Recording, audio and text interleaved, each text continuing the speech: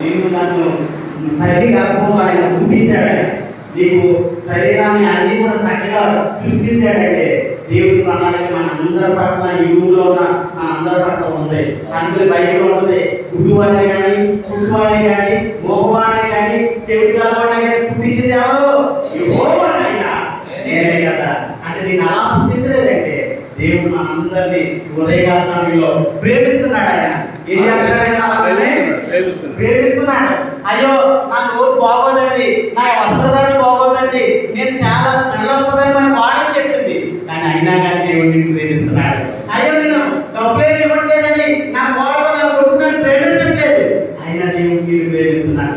ఈ రోజున నా సేవ సరిగ్గా ఎదగట్లేదండి, అయినా నీ దేవుడు నువ్వు ఓర్పుతో కనిపెడుతున్నావు కనుక ఫలించేదాకా ప్రార్థించు.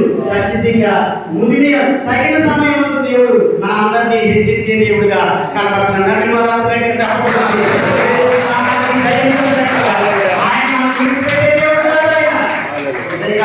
దేవుడు చెప్తున్నాడు, ముదిమి వచ్చే వరకు నేను నిన్ను ఎత్తుకుంటాను. మాట ఎవరైతే నమ్ముతారో నేను నమ్ముతాను కనుక నన్ను ఎత్తుకుంటున్నాడు. ఆయన నడిపిస్తున్నాడు, అందరిని కూడా ఆయన నడిపిస్తాడు.